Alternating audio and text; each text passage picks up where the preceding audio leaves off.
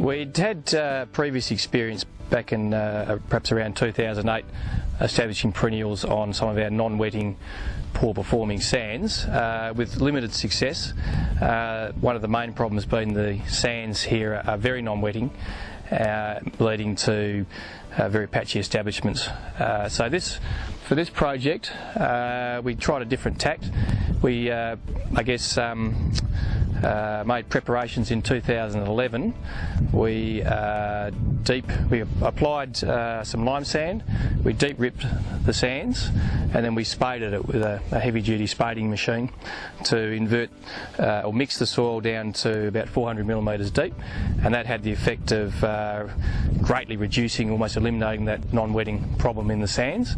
And that year in 2011 we sowed a winter annual pasture mix of subclovers and cerodellas, and that was quite successful.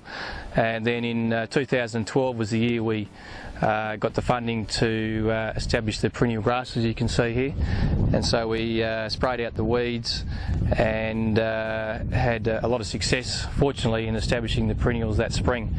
We used a conventional Ausplough DBS seeder, setting it on 20-inch 500mm row spacing, which we just did by lifting every second tine up, blocking off every seed line, every second seed line.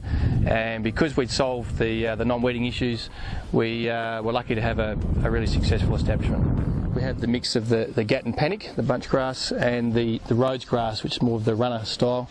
And we found from our experience, certainly with sheep, that they much prefer the Gatton panic, and the Rhodes grass they're not keen on at all unless they really need to. So I guess the Rhodes grass still is reasonably important, that it's very good at stabilising the fragile sands, but the Gatton panic is the one they really go for. The system is working well for us, also nutritionally wise, because we were successful in getting the cerodellas and subclovers into the system the year before we established the perennial grasses, and so now we have a really good seed bank of Toronto yellow cerodella, which is providing that annual nitrogen component to feed the perennial grasses in the spring and summer, which works really well for us. The Toronto cerodella is not a high producing cerodella. There's other ones that the pink cerodellas are much more productive, but we found the Toronto very resilient to hard, dry finishes. Looks after itself. We don't have to spray for budworm that you might have to in pink cerodellas. So for us in this fragile sand system, that's worked really well.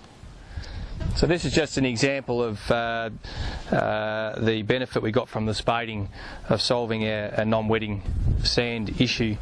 The spading being done a year prior to establishing the perennials, and here you can see the spader has left a piece unspaded in this triangle area here, and then the following year the seeder has come through sowing the perennial grasses, and you can clearly see that the establishment of the perennial grasses was vastly less in the unspaded area versus the spaded area, and we do see that in many other places through this paddock. Well, I guess we start by still fertilising annually, so in the autumn we'll apply Super Potash 3:1 to these perennial stands, which not only benefits the perennial grasses but sets up the annual pasture component, which has become dominated by Toronto yellow cerodella and other things, as well as some subclovers, and so that allows us to graze it through the winter months and get that sheep production from it. And we actually managed to successfully lamb ewes in here last season without causing any damage to the perennial stand, because it's dormant in the winter. And then the grazing of the perennials is obviously opportunistic depending on spring and autumn and summer rains, and you know, if we get those heavy rains when the weather's warm, it can be really successful, and then we'll let it grow for perhaps around 1 to 2 weeks after that rain event, put the sheep in at fairly high stocking rates, but being careful to rotationally graze it and pull them out before, particularly the gat and panic, before it gets overgrazed and damaged. It's very fragile, black butt, Bankshear type sand area. It was certainly fragile and exposed to wind erosion if we weren't extremely careful. We weren't able to successfully grow profitable crops on this soil type, so that's why the decision to set it up as a permanent pasture made sense to us.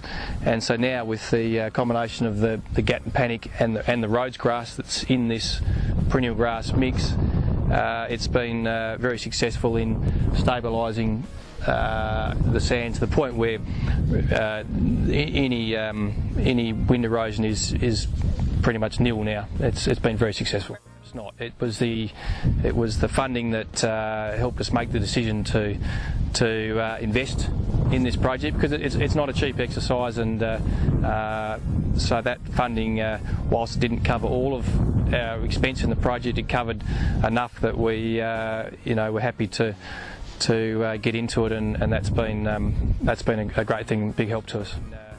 A help to our farm, sustainability of our farm, and helping to, drought-proof to some extent the sheep side of our business, which is for us still an integral part of our mixed farming operation.